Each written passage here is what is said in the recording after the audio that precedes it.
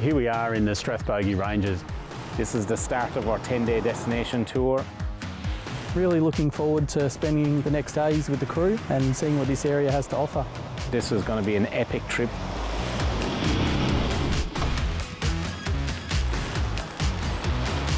We got out into the first track, and I can tell you one thing, it was a lot of fun.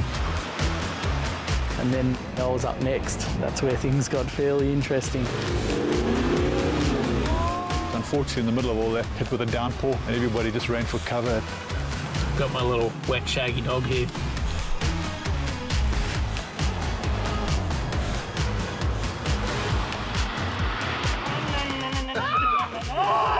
Hey, puppy. Oopsies. As we got closer to the falls, the sound built, beautiful mossy coloured rocks. With just water traversing over the top, it was pretty spectacular.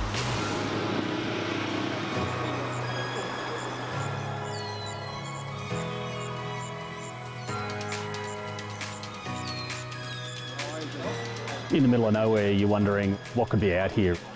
The lookout, it's absolutely a must-see. Magnificent view. You can look any direction and you can just see for literally miles. All in all, we've been over quite a range of terrain. And Victoria really does have it all. Great company, great experience to be part of. Just been an awesome trip.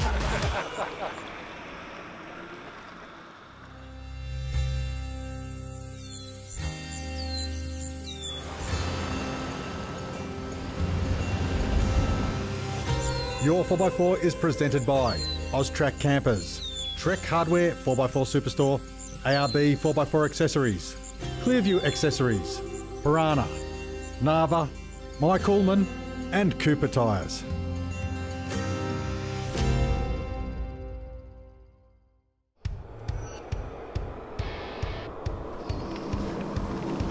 Guys, this week we're travelling through the Strathbogie Ranges, exploring some of the best tracks, lookouts, scenery and challenges the area has on offer. I've got my wife along, Shu Min, the boss as always, and in the back we've got our local guide Daniel from Shepparton. Daniel, great to have you along, mate. Glad to be here, mate. Looking forward to a fantastic week. See, the weather's bloody magnificent and we're really looking forward to it. Hopefully the weather holds out, but kind of suspect that it won't. The Weather Bureau are telling us tomorrow it's going to be wet, and that'll make for a bit of fun. I've been lucky enough to take the keys off Jake for this trip to come up and visit Euroa. Heading up to the beautiful Strathbogie Shire, just north of Melbourne, probably 2-3 hours north of Melbourne. This is the start of our 10-day destination tour, going through Strathbogie Ranges and Euroa. This is going to be an epic trip. It's one of my favourite areas to get into Victoria. And some of the tracks we're going are quite technical, so it's going to challenge the vehicles, the drivers and the tyres. And I'm looking forward to giving these rugged treks a real going. I'm fortunate enough to be really along on what for me is my first four-wheel drive expedition. I've been with ARB only about 6 months, so I'm very much a greenhorn and learning all about it. I brought my 9-year-old daughter away with me, Sienna. She's a little friend that comes with me everywhere we go. She loves getting out and about and seeing the sights and enjoying the four-wheel drive trips as well. On this trip, I've brought my wife along, Lynn. Hopefully we don't get too much damage on the old Clearview Cruiser. This morning, absolutely beautiful day. Headed out to the township of Strathbogie. Located just 17 kilometres southeast of Euroa, the town of Strathbogie is home to a population of just over 300. With a history steeped in farming, Strathbogie has stuck to its roots, with wool production being the town's main industry today. After soaking up the sun, the crew hopped back in their rigs just as things started to get interesting. So Grant, we've seen a few weather changes over the day. Yeah, look at awesome weather today. Cleared up a bit, but up in the hills of Strathbogie State Forest and a bit disorientated. A lot of mist, a lot of rain, got no idea. I hope you've got a good GPS system. Certainly comes in handy when you kind of lose your bearings direction-wise. We towed the Austrac camper up. I was pretty impressed with it on the highway. The camper towed real well, it was balanced well. All the way down through here, you hardly knew it was on unless you got to a steep incline. When you're selecting a camper trailer, there are so many factors to look at, and one of the important ones is suspension. Going for a design that incorporates a quality dual shock absorber, independent coil suspension setup is one of the most important things. Independent suspension will give you a far better ride over rough terrain. It will allow the trailer to articulate independently, keeping the trailer level, protecting it from any damage and ensuring that it's not being shaken around excessively.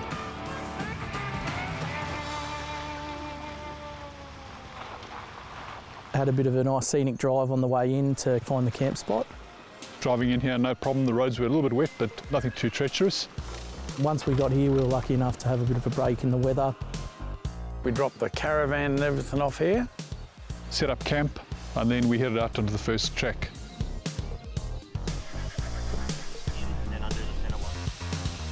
We left the camp, started pouring with rain pretty heavily, and about 100 metres up the road, we get to our first creek crossing. A lot of clay.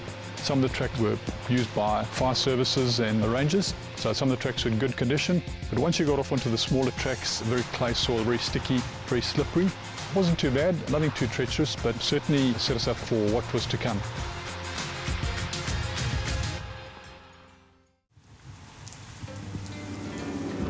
Low range, rear diff lock on, crawling through the creek now.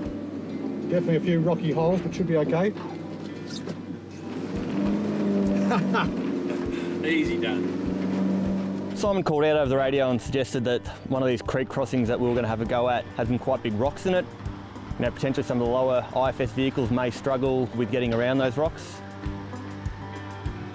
Give the bash guard on the front end a little bit of a knock. Got through there quite easily. The car's very capable, which I'm fairly lucky.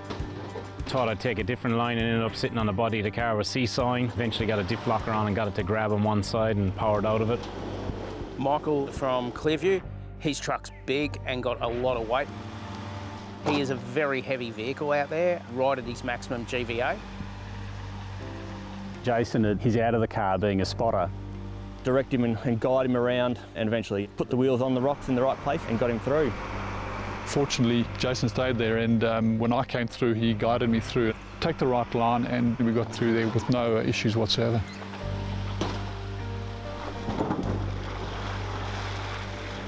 After the creek crossing, we all pulled up and had a small break and wandered down to the Lima Falls.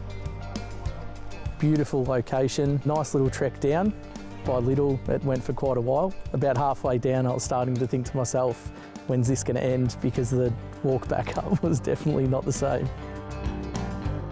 And as we got closer to the falls, the sound built and the expectation of what we're going to see. A couple of other signs saying don't go this way because there's a cliff, sort of builds to the excitement.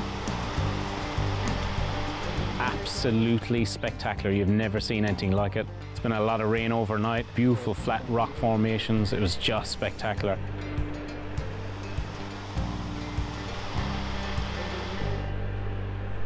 After leaving the falls, we started moving up in altitude a fair bit. The fog started to set in up top. Kind of slowed up and actually stopped at one stage because the mist kind of rolled in and wow, it was beautiful. Just to sit back and look through these trees and actually see this foggy mist hovering everything.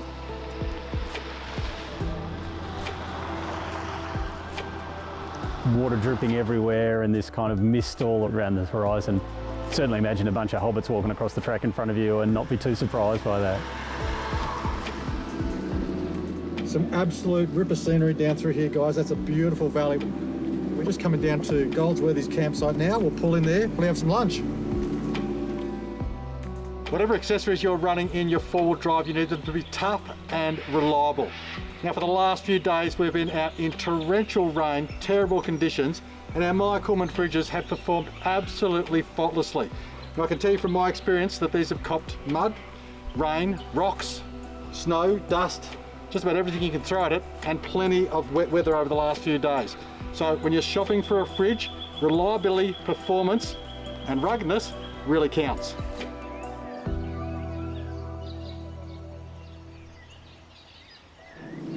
Mike, what do you think of the condition of the forest? Looking reasonably healthy and nice and thick. Doesn't look like I get much sunshine in there. And if you look at the level of moss that's in there, it's incredible. It's like a carpet. Good habitat country. I reckon you'd see a few of the big fellas walking around there.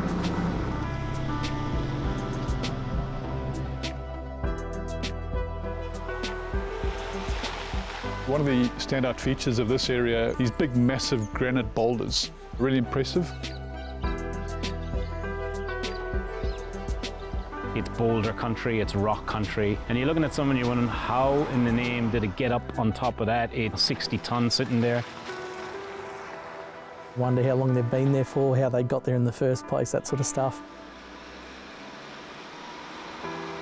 They were awesome. Some of those boulders there was like mini Ayers rocks sitting there covered in moss, and this thing was like the size of a house, and it was just split right through in the middle. Mammoth rocks. Just phenomenal, and that's what this scenery is about. And you're an hour and 45 minutes from Melbourne.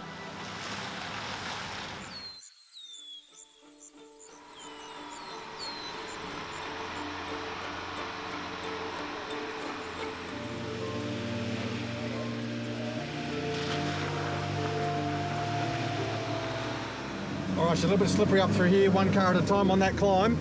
Give it a little bit.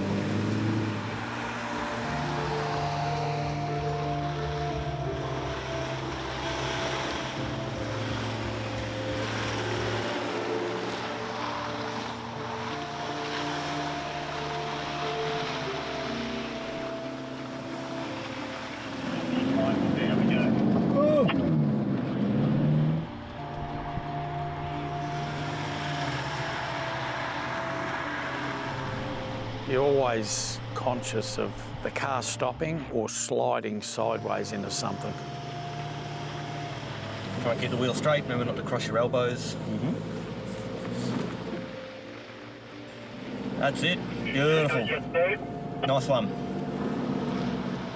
I was a little bit nervous as I approached it, but fortunately, again, with Jason's guidance, we worked our way up nice and smooth, and it was all good.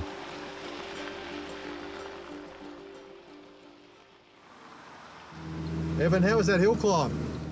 The hill climb was fantastic. Really enjoyed it. Bit of a challenge being the first time sort of really doing any of this slippery stuff in a four-wheel drive, but yeah, fantastic.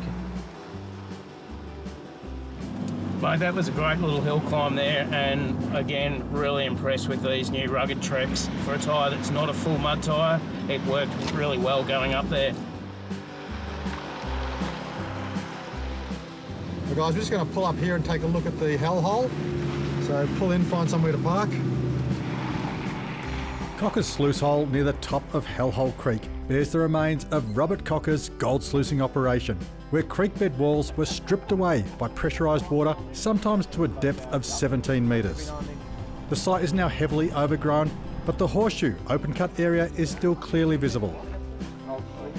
The sluice hole sits on the intersection of Talangaluk Road and Golden Mountain Track, where a right-hand turn onto the ladder sees us starting a long, sometimes rutted and slippery climb as we make our way up through the misty forest towards the Golden Mountain Lookout. Well, James, tell us how the driving's going. I haven't got that much experience with the driving, but first time driving off the road now. It's pretty different, pretty challenging. I watch my dad a lot, so I've seen what he does, and I know how to control the car pretty well, I think, so we'll see how that turns out today.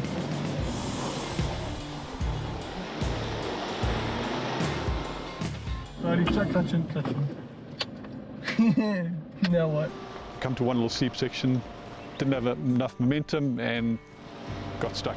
So I just rolled the vehicle back, put the lockers in, but being a manual, trying to get going on your L plates when you've done about 10 hours driving, took 1 or 2 goes to get going. Stalled once or twice, which is quite normal, but yeah, eventually got up there without too much of a problem.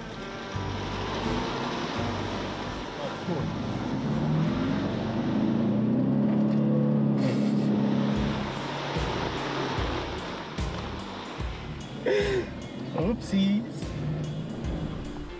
Because we've had a lot of rain overnight and the tracks themselves had a lot of clay sitting on them. It was wet, it was slippery. Good to see the whole convoy get up, and especially some of the cars here are heavy. Getting up there was a little bit sketchy and pretty muddy and a bit of slipping and sliding. Once you lose traction, the only thing you can do is try and reverse back down again until you get a little bit of grip.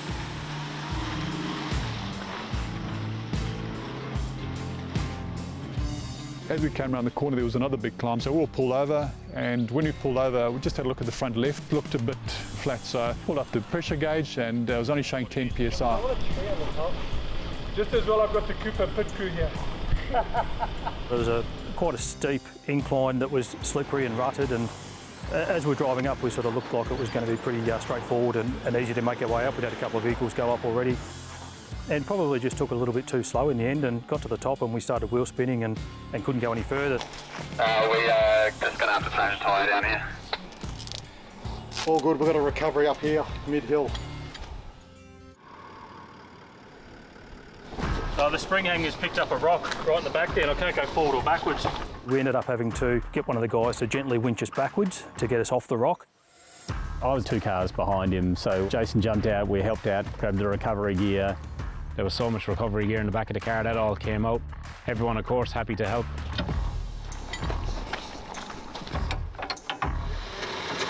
We are winching!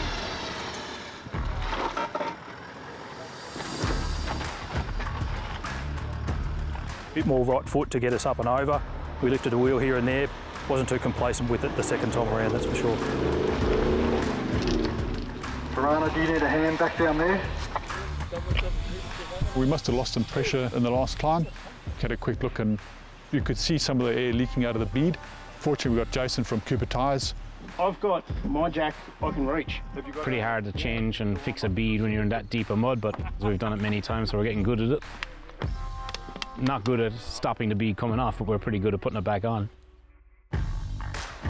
Getting more air in than what's coming out at the moment. We got it up to holding a bit of air. I think I ended up getting to about 44, 45 PSI and said, look, we'll drive up like that and see if that makes it up. Hopefully with the momentum of the tyre rolling forward, it sometimes pops that bead back out. There was lots of ruts, lots of holes, and at a couple of points we had to have a couple of goes at it. I managed to take a good run at it, a little bit of horsepower, and she came up. The guys up ahead had all chewed it up, a couple of them got stuck, bit of a challenge. But managed with enough momentum just to get over the top without an issue. Finish the rest of the tracks overnight. We're going to have a good look at it and see if we can sort the problem out. You want to give it a crack? No, no. The reward to getting up to the top of that track was an absolute spectacular spot. It was quite misty and we was kind of looking more or less into the mist thinking, gee, I imagine there's a great view, but I don't know. And then it cleared a little bit. You're standing on top of this rock ledge, way off in the distance on the right, we could just see the edges of Lake Eildon. I've actually been up there several times before on the motorbike. Really nice spot.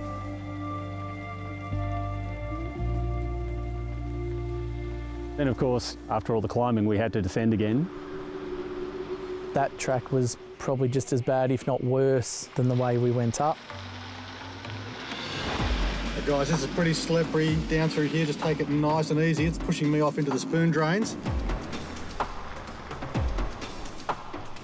The rain had set in by that stage and the tracks were really, really slippery and treacherous. This old girl here, when she's all loaded up, she's pretty heavy, and gravity started to get the better of us there at one point. We're just watching cars sideways, sliding, sliding. Great thing is we've got a lot of experience in the group here. People are off the brake. Naturally, you want to stay on the brake, but the best thing to do is get off the brake and get on the gas, and the car will correct itself back down. You did definitely have to take your time on that one, but slow and steady wins the race, as they say.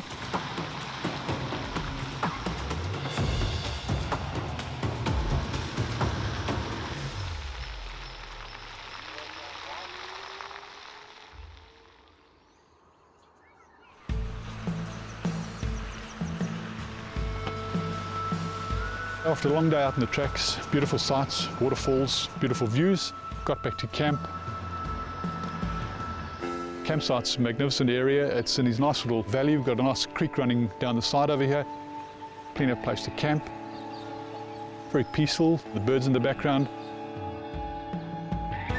We got to the campground, set up camp. Weather wasn't with us. We knew it was going to be rain and thunder and lightning. Just as we were about to set up, the rain stopped, so it gave us enough time to get all of our awnings out, all of our gazebos up, get the swags ready. Had a good feed and into the swags for a good night's sleep. With the first day done and dusted, The wet and soggy crew dried off around the fire, knowing that the challenges of today were only just the beginning.